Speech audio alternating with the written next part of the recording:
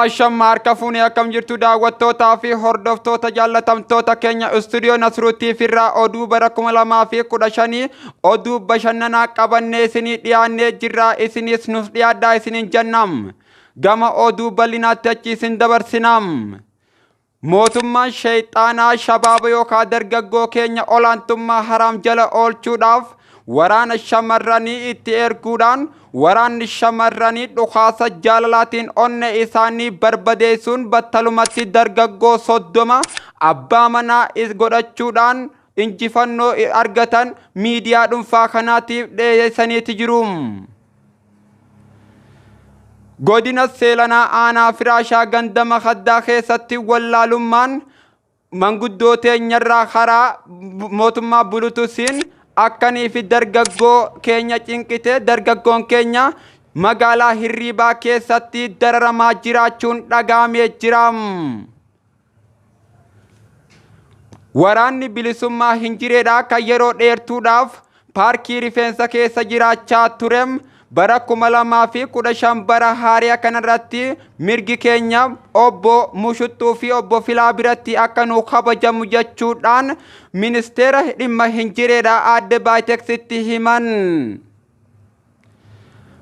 Harargee naannoo Harariitti konkolaataan tokko shunkurtaadhaa fi timaantimaan osoo deemaa jirum garagaluun Aadde Qacceen miskiina nagayaa obbo Dinnichaa irratti siin guba jechuun aggaammii gaggeessitee jirti.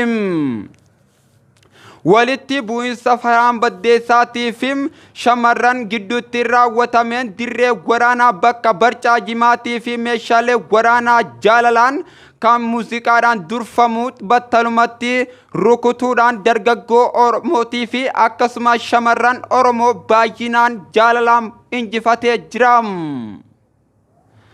Oduu gaddisiisaa takkaas ni qabna. Tujjaarri Itoophiyaadhaa obbo Mansuur Jamaalii fi miskiina Itoophiyaa gidduutti lola ajaa'ibaa gaggeeffameen meeshaa waraanaa doolaara USA Ameerikaatiin Mansuur Jamaal miskiina Itoophiyaa 60,000 lakkaa'amu booji'uunsaa BBC'n gabaasee jira. Haaluma kanaan booji'amtoonni doolaara Ameerikaatiin booji'ame miskiinni Itoophiyaattis carraa hojiidhaa Mansuur Jamaal akka baaseef gammachuudhaan miidiyaa Oromiyaa Koflaa Neetwoorkitti himanii jiru.